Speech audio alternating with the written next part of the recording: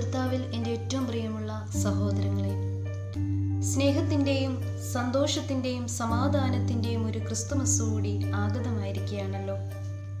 മനോഹരമായി ഒരുക്കിയ പുൽക്കൂടും അതിൽ ശാന്തമായി കിടന്നുറങ്ങുന്ന ഉണ്ണിയേശുവും കാവലായി നിൽക്കുന്ന പരിശുദ്ധ കന്യകമറിയാമും നീതിമാനായ യോസേപിതാവും കാഴ്ചകളുമായി എത്തിയ ആട്ടിടയന്മാരും യേശുക്കുഞ്ഞ് ജനിച്ചതിൻ്റെ സൂചനയായി പ്രകാശിച്ചു നിൽക്കുന്ന നക്ഷത്രവും കരോൾ ഗാനവുമെല്ലാം മനുഷ്യ മനസ്സിനെ സന്തോഷം നിറയ്ക്കാൻ പര്യാപ്തമായ ഘടകങ്ങളാണ്.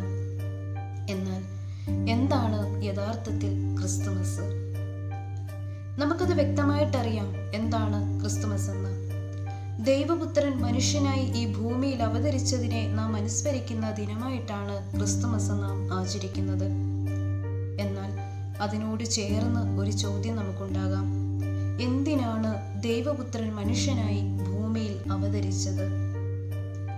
ദൈവപുത്രൻ മനുഷ്യനായി അവതരിച്ചത് വാഗ്ദാന പൂർത്തീകരണത്തിനായിട്ടാണ്. ആദ്യ മാതാപിതാക്കന്മാർ പാപം ചെയ്ത് പറുദീസായിൽ നഷ്ടപ്പെടുത്തിയ ദൈവമനുഷ്യ ബന്ധം പുനഃസ്ഥാപിക്കാനായിട്ടാണ് ദൈവപുത്രൻ ഒരു മനുഷ്യനായി ഈ ഭൂമിയിൽ അവതരിച്ചത്. വിശുദ്ധമായ ലൂക്കോസിന്റെ സുവിശേഷം 2-ാം അധ്യായമൊക്കെ വായിക്കുമ്പോൾ അതിലെഴുതിയിട്ടുണ്ട്: തനിക്ക് വിവാഹം നിശ്ചയിച്ചിരുന്ന മറിയ എന്ന ഗർഭിണിയായ ഭാര്യയോടുകൂടെ ചാർത്തപ്പെടേണ്ടതിന് ഗലീലയിൽ നസ്രത്ത് എന്ന പട്ടണം വിട്ടു യഹൂദയിൽ ബെത്ലഹേം എന്ന ദാവീദിന്റെ പട്ടണത്തിലേക്ക് പോയി. അവർ അവിടെ ഇരിക്കുമ്പോൾ അവൾക്ക് പ്രസവത്തിനുള്ള കാലം തികഞ്ഞു. അവൾ ആദ്യജാതനായ മകനെ പ്രസവിച്ചു. ശിലകൾ ചുറ്റി വഴിയമ്പലത്തിൽ അവർക്ക് സ്ഥലമില്ലായികയാൽ പശുത്തൊഴുത്തിൽ കിടത്തി. നമ്മളൊന്ന് ചിന്തിക്കണം. പരിശുദ്ധ കന്യകമറിയാൻ യേശുകുഞ്ഞിന് ജന്മം നൽകുന്നതിന് വേണ്ടി ആ സത്രത്തിലായിരുന്നോ ഇടയില്ലാതിരുന്നത്, അതോ സത്രത്തിന്റെ ഭാരവാഹികളായ മനുഷ്യരുടെ മനസ്സിലായിരുന്നോ ഇടമില്ലായിരുന്നതെന്ന് നമുക്ക് ചിന്തിക്കേണ്ടതായിട്ടുണ്ട്.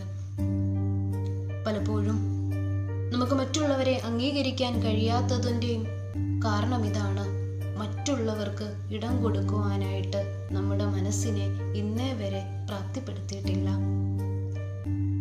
ബേത്ലഹേമിലേക്ക് യേശുകുഞ്ഞ് ജനിച്ച സ്ഥലത്തേക്ക് നാം പ്രവേശിക്കുമ്പോൾ ഒരു ഗുഹയിലൂടെ വേണം നാം ആ പുൽത്തൊട്ടിയിലേക്ക് നാം കടന്നു ചെല്ലാനായിട്ട്. ആ ഗുഹയ്ക്കിടയിലൂടെ പ്രയാസപ്പെട്ട് നാം ആ കവാടത്തിനകത്ത് ചെല്ലുമ്പോൾ അവിടെ പ്രകാശം നിറഞ്ഞതായിട്ട് കാണാനായിട്ട് സാധിക്കും. ആ പ്രകാശത്തെ സൂചിപ്പിക്കുന്നത് യേശു ക്രിസ്തു ജനിച്ചതിൻ്റെ ഭാഗമായിട്ടാണ്. എന്നാൽ ആ പ്രയാസങ്ങളിലൂടെ നാം കടന്ന് ആ ഗുഹയിലൂടെ ചെല്ലുമ്പോഴും അവിടെ ഒരു എളിമയുടെ അനുഭവത്തിലേക്ക് നാം കടന്നു വന്നാൽ, അഥവാ ഒരു താഴ്ചയുടെ ഒരു അനുഭവത്തിലേക്ക് നാം കടന്നു വരുമ്പോൾ, സ്നേഹത്തിൻ്റെ ഒരു അനുഭവത്തിലേക്ക് നാം കടന്നു വരുന്നെങ്കിൽ മാത്രമേ യേശു കുഞ്ഞിന് നമ്മുടെ ഹൃദയത്തിനകത്തും ജനിക്കുവാനായിട്ട് ഒരിടമൊക്കെ കൊടുക്കുവാനായിട്ട് നമുക്ക് സാധിക്കത്തുള്ളൂ. അതുപോലെ തന്നെ മനുഷ്യന്റെ മനസ്സിലാണ് ഒരുവന് ഇടം ലഭിക്കേണ്ടത്.